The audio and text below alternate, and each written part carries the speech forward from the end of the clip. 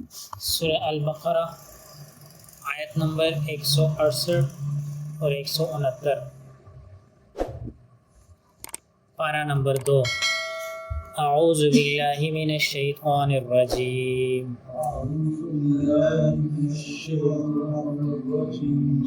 بسم اللہ الرحمن الرحیم، یا ایہا الناس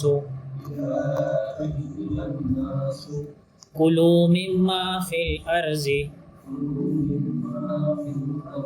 حلالا طیبا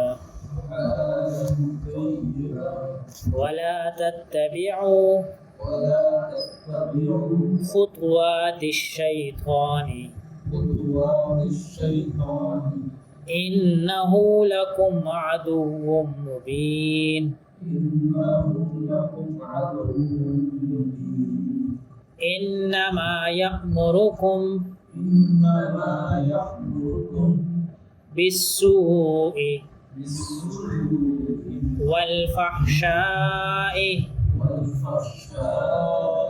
وأن تقولوا على الله ما لا تعلمون۔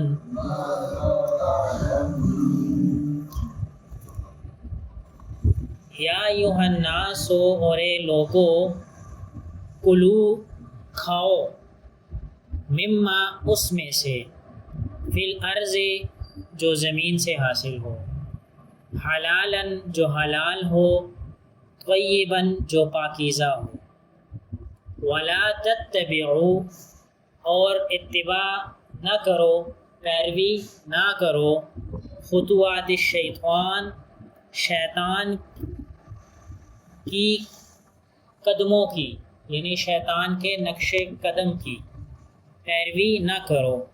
انہو بے شک وہ، لکم تمہارے لیے، عدو دشمن ہے، مبین کھلا دشمن، ظاہر دشمن۔ اللہ تبارک و تعالی اس آیت کریمہ کے اندر عام انسانوں کو ایک حکم دے رہے ہیں جس میں سب داخل ہے، چاہے وہ جس کیٹیگری کے بھی انسان ہیں، سب کو حکم دے رہے ہیں کہ اے انسانوں، کھانے پینے میں وہ چیز استعمال کرو جو زمین سے نکلے اور جو حلال ہو اور طیب بھی ہو۔ طیب یعنی پاکیزہ ہو، پاکیزہ ہو۔ اللہ تبارک و تعالی حرام چیزوں کے کھانے سے منع فرما رہے ہیں، لیکن صرف حلالن کا حکم نہیں دیا، ساتھ میں طیبن کا بھی حکم دیا، ٹھیک ہے۔ صرف حلالن کا حکم ہوتا تو حلال کا معنی یہ ہے کہ شریعت نے جس چیز کو ناجائز قرار دے دیا وہ حرام ہے، اب اس کا کھانا یا اس کا استعمال یہ جائز نہیں ہے۔ شریعت نے جس کو ناجائز قرار دے دیا اس کو حرام کہتے ہیں۔ لیکن طیب کسے کہتے ہیں؟ طیب وہ کھانا جس سے ہماری روح اور جسم کو فائدہ حاصل ہو۔ طیب وہ کھانا جس سے ہماری روح اور جسم کو فائدہ حاصل ہو۔ آج ہم حلال کے پیچھے تو بھاگتے ہیں کہ بھئی حلال کمانا ہے، میں نے حلال کی چیز کھانی ہے، لیکن طیب ہم بھول چکے ہیں۔ حالانکہ یہ بھی اللہ کا حکم ہے، جہاں اللہ نے یہ فرمایا ہے کہ حلالن کہ حلال کھاؤ، ساتھ اللہ نے یہ بھی فرمایا طیبن پاکیزہ کھاؤ۔ آج یہ بیماریوں کی ریشو جو اتنی زیادہ ہے نا، وہ صرف اس وجہ سے ہے کہ ہم حلال تو کھاتے ہیں لیکن طیب نہیں کھاتے۔ اور آپ یقین مانیں، ہمارا ایک بہت بڑا ادارہ اس وقت IRRC کے نام سے، اسلامک ریسرچ اینڈ ریسورس کے نام سے، جس میں ہم کام کر رہے ہیں، میں خود بھی اس ادارے میں کام کر رہا ہوں، وہ صرف اس ایک آیت کو لے کے وہ پورا ادارہ کام کر رہا ہے، اس ایک آیت کو۔ اور اس ایک آیت میں بھی خاص طور پر اس لفظ طیب کو لے کر حلال کی طرف تو ہر بندہ بھاگتا ہے، لیکن یہ جو طیب پاکیزہ کھانا ہے، پاکیزہ کھانا اس کو کہتے ہیں جو ہمارے جسم کو فائدہ دے، ہماری روح کو فائدہ دے۔ تو اس ادارے کے اندر ہم جو کام کر رہے ہیں وہ صرف اس ایک لفظ کے لیے کر رہے ہیں کہ ہمارے پورے معاشرے کے اندر جو کھانا ہے وہ حلال ہونے کے ساتھ ساتھ پاکیزہ بھی ہو جائے، طیب بھی ہو جائے۔ اس میں ہماری پھر بہت بڑی محنت ہے اور بہت علماء اس میں کام کر رہے ہیں، اور دنیاوی اعتبار سے جو بڑے عہدوں پہ ہے یا بڑے پڑھے لکھے سمجھدار لوگ ہیں وہ اس ادارے میں کام کر رہے ہیں، اور پھر ہماری اس کے لیے جو ہے وہ میٹنگیں ہوتی ہیں، کلاسیں ہوتی ہیں، لوگوں کو جمع کرتے ہیں، اس میں پھر یہ چیزیں طے کرتے ہیں کہ بھئی یہ حلال ہے، یہ حرام ہے، حرام چیزیں الگ کرتے ہیں، اور طیب اور غیر طیب، پاکیزہ اور غیر پاکیزہ، ان چیزوں میں خاص طور پر ہم تفریق کرتے ہیں تاکہ لوگ پاکیزہ چیزیں کے کھانے پہ آ جائیں اور جو غیر پاکیزہ ہیں ان کو چھوڑ دیں۔ اب ہم مثال کے طور پہ چینی کا استعمال کرتے ہیں، چینی کا، اب چینی حلال ہے لیکن طیباً نہیں ہے، پاکیزہ نہیں ہے۔ کیوں؟ کہ یہ تو ایک زہر کے طور پر استعمال ہو رہا ہے، اس کو کیا کہتے ہیں انگلش میں؟ وائٹ پوائزن کہتے ہیں۔ تو یہ کیا، یہ ایک زہر کی ایک فارم ہے، اس سے ہمارے اندر بیماریاں پیدا ہوتی ہے۔ اب اس کے مقابلے میں ہم گڑ کا استعمال کر سکتے ہیں، شہد کا استعمال کر سکتے ہیں، ٹھیک ہے۔ پھر اسی طرح ہم گھروں کے اندر جو کوکنگ آئل کا استعمال کر رہے ہیں، آج کل یہ جو کوکنگ آئل آ رہی ہے، جتنی بھی آ رہی ہیں، یہ طیب نہیں ہے، حلال ہوئے لیکن طیب نہیں ہے۔ اب اس کے مقابلے میں ہم زیتون کا تیل استعمال کر سکتے ہیں جو طیب بھی ہے، جو ہمارے جسم کو فائدہ پہنچاتی ہے، ہماری روح کو فائدہ پہنچاتی ہے۔ اب میں یہ بات شروع میں کہنے لگا تھا کہ اس بات پر شاید آپ لوگ میرے ساتھ اختلاف کریں، لیکن جب قرآن نے کہہ دیا تو اختلاف بنتا ہی نہیں ہے۔ اچھا، اس کوکنگ آئل کی جگہ ہم سرسوں کا تیل استعمال کر سکتے ہیں، اتنا مہنگا نہیں ہے وہ، سرسوں کا تیل بھی اتنا مہنگا نہیں ہے۔ اب میں یہ کچھ دنوں پہلے زیتون کا تیل لے کے آیا استعمال کے لیے، سالن وغیرہ بنانے کے لیے، وہ کوئی تقریباً 600 روپے کے حساب سے ملا ہے جو سالن جس کا بن سکتا ہے۔ تو یہ دوسرا تیل ہم جو لیتے ہیں کوکنگ آئل، وہ 450، 470، 500 تک تو وہ بھی مل ہی رہا ہوتا ہے، اور یہ جو زیتون کا جو کھانے کا استعمال کا تیل ہے وہ کوئی 585 یا 590 روپے میں مل جاتا ہے، جو حالانکہ کھانے میں ٹھیک ہے۔ اسی طرح پھر سرسوں کا جو تیل ہے وہ بھی تقریباً اتنے میں مل جاتا ہے، اور اگر چینی کو چھوڑ کے گڑ کا استعمال کریں تو گڑ اگر مہنگا بھی ہے تو اس کا استعمال ذرا کم ہے، ٹھیک ہے۔ ایک یہ چیز ہے۔ اچھا، پھر ہم لوگ باہر کی چیزیں کھاتے ہیں، برگر، شاورما، اور یہ باہر کی جتنی بھی جو ہے وہ چیزیں ہیں، اب یہ سب حلال تو ہیں لیکن یہ پاکیزہ نہیں ہے۔ کیوں؟ کیونکہ یہ ہمارے آئے دن ہمارے معدے خراب کر رہی ہیں، ہمارے جسم کے اندر جو ہے وہ مختلف قسم کی بیماریاں پیدا کر رہی ہیں۔ ہم بچوں کو، اپنی بچیوں کو خاص طور پہ بڑے شوق سے جو ہے وہ پیزا، برگر اور یہ چیزیں لا کے کھلا رہے ہوتے ہیں۔ اب یہ ہم اس پاکیزہ والی آیت جو ہے طیبہ کے اوپر عمل نہیں کر رہے ہیں۔ کولڈ ڈرنکس ہم لوگ پیتے ہیں، انتہائی جسم کے لیے نقصان دہ ہے، طیب تو نہ ہوئی نا۔ پھر جب جسم کو نقصان دے رہی ہے تو اس سے بھی منع ہے۔ مشروبات میں ہم جوسز پی سکتے ہیں، ہر طرح کا جوس، سیب کا، کیلے کا، مالٹے کا، کسی بھی فروٹ کا جوس بنا کر جوس پی سکتے ہیں۔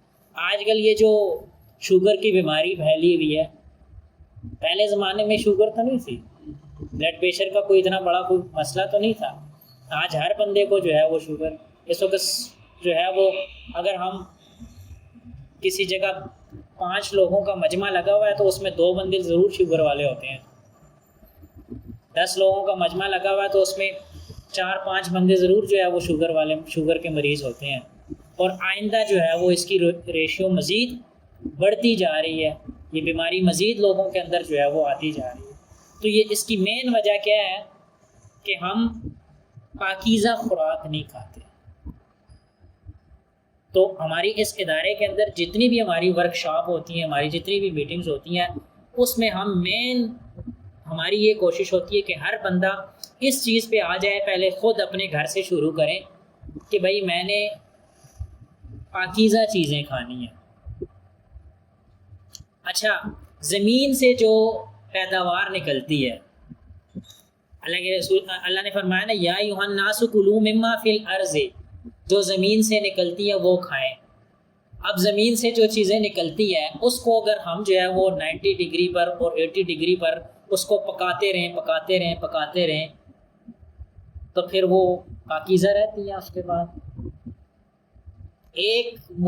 ایک سطح تک اگر اس کو پکائیں تب تک تو وہ پاکیزہ رہتی ہیں، لیکن اب 90 ڈگری پہ اس کو پکا کے اس کے اندر مسالے ڈال کے اس کے اندر جو ہے یہ دوسرے والا کوکنگ آئل جو ہے وہ غیر پاکیزہ کوکنگ آئل ڈال کے جب اس کو پکائیں گے تو وہ جو ہم توریا یا بینگن یا کوئی بھی چیز پکا رہے ہیں تو وہ بھی اس اپنی اصلی کیفیت سے نکل جاتی ہے، وہ بھی غیر پاکیزہ بن جاتی ہیں۔